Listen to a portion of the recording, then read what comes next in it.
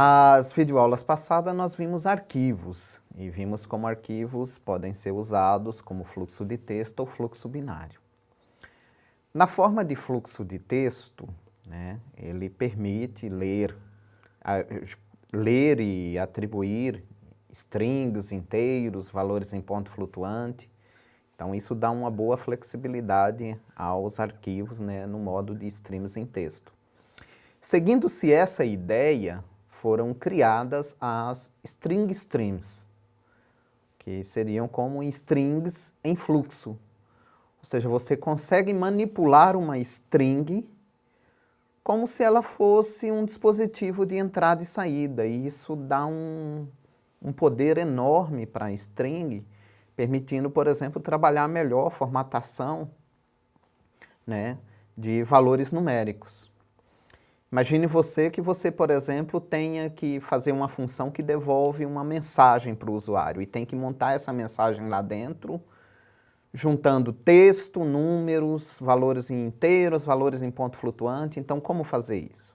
Então, uma das possíveis alternativas é o uso de string stream. Vamos ver isso.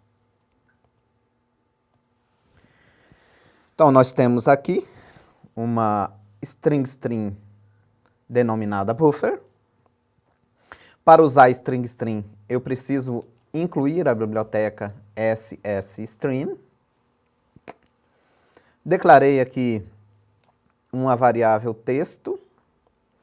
Pego um texto do teclado. Esse texto vai ser pego, né, como uma string. E eu atribuo esse texto para o meu buffer. Para atribuir, eu uso o método .str. Na sequência, declaro um número. Ao invés de pegar esse número do teclado, essa minha string armazena exatamente um valor numérico. E aí, eu vou jogar esse valor para minha variável inteira. Multiplico ela por 2 e imprimo o resultado. Vamos ver até aqui? Depois temos mais algumas coisas, mas vamos ver já o que temos até aqui.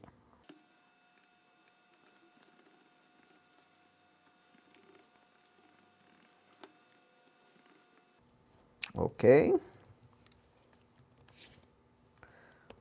Então, vamos pôr 1, 2, 3, 4.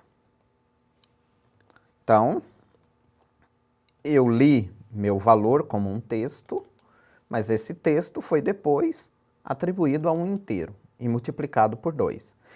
Percebam que, se eu tivesse tentado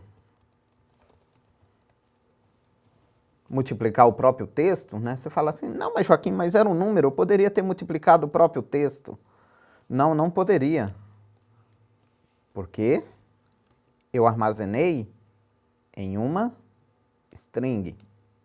Então, não tenho como fazer isso. Então, eu coloquei no buffer, o buffer redirecionou para o número, e aí eu pude fazer operações aritméticas com esse número. Bom, vamos limpar o meu buffer, para torná-lo limpo, e vamos agora fazer o inverso. Ao invés de atribuir, pegar do buffer e atribuir em strings, vamos pegar de variáveis, né, e atribuir no buffer. Então, o meu buffer vai receber o texto, que é aquele valor anterior, mas na forma de uma string, um espaço para separar, o número, que já foi aqui multiplicado por 2, o espaço, e o número multiplicado por 3, ou seja, vai imprimir o meu valor inicial, o dobro dele, o triplo dele. Vou falar que o meu texto vai receber o que tem nesse buffer, então eu uso o mesmo método str, eu posso usar str para atribuir um texto no buffer ou para pegar o conteúdo. Então, peguei esse conteúdo e vou imprimi-lo.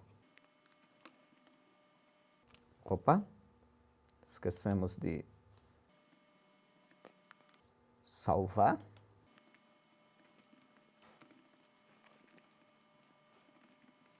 E aí temos o meu valor inicial, o dobro dele, impresso lá por Cout, e aqui é a impressão de uma string. Então percebam, isso aqui é uma string, né, que foi impressa concatenando textos e string. Eu poderia, por exemplo,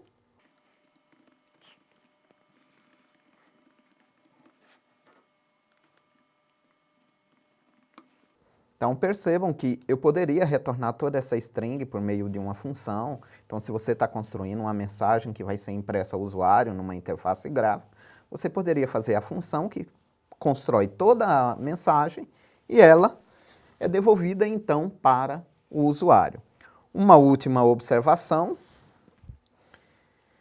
é extremamente importante aqui limpar esse buffer antes de atribuir novos valores, então para isso eu uso .clear, que é aquele método que reinicializa, né, o buffer. Lembrem-se que como o buffer aqui atribuiu uma variável, ela chegou ao final. Né? Cheguei ao final desse buffer, então ele ficou num estado de final de arquivo e daria erro eu tentar fazer novas operações. Eu preciso fazer um .clear para limpá-lo. É isso. No nosso próximo vídeo abordamos arquivos. Um exemplo com arquivo. Aguardo vocês.